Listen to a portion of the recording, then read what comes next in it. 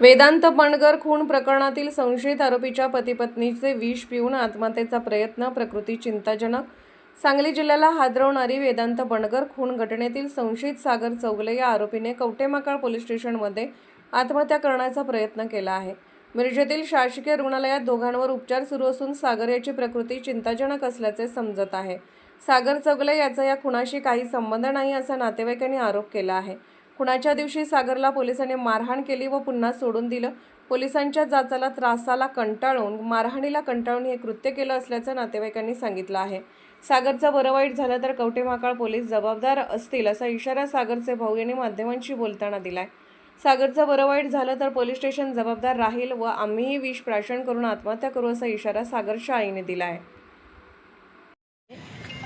सागर चौगुले मळ्यात काम करत होता. पण संध्याकाळी पोलीस आली आणि तो असं केलं तसं केलं मग त्याला धरून नेलं. जबाब घेऊन त्याला मारहाण करून सोडून दिलं आणि सकाळपर्यंत त्याचं नाव घातले. ते फरार झाला. त्याच्या कटाळून ते औषध पेला. शनिवारी घर सोडून गेला तो आणि औषध पेला तो. जरा काय बरं वाईट झालं आम्ही पण औषध पिऊन घरबार संपवणार आहे. पोलीस स्टेशनला जबाबदार राहील. तारखेला झाले गेलेला 15 दिवस झाले. मी भगवान माणिक चौगुले, सागर चौगुलेचा हा मोठा भाऊ.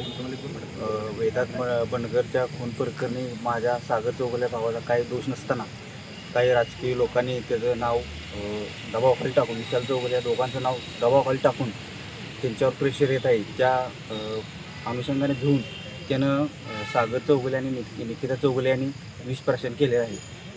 त्या पोलीस स्टेशनला कंटाळून त्याने कवठेमहांकाळ पोलीस स्टेशनमध्ये त्यांनी विष प्राशन केलेलं आहे. त्याला काय बरं वाईट झालं तर कवठेमहांकाळ पोलीस स्टेशन त्याला जबाबदार राहील. वेदांत बंडगरचा खून झाले त्या संध्याकाळी पोलीस आले.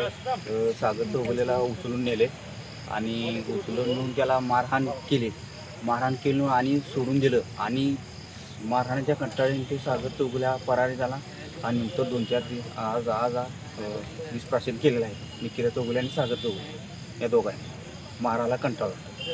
या जबाबदार आहे.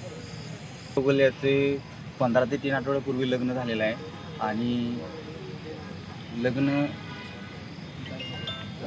झालेलं ह्या परिस्थितीत तो खून करायला जाईल का?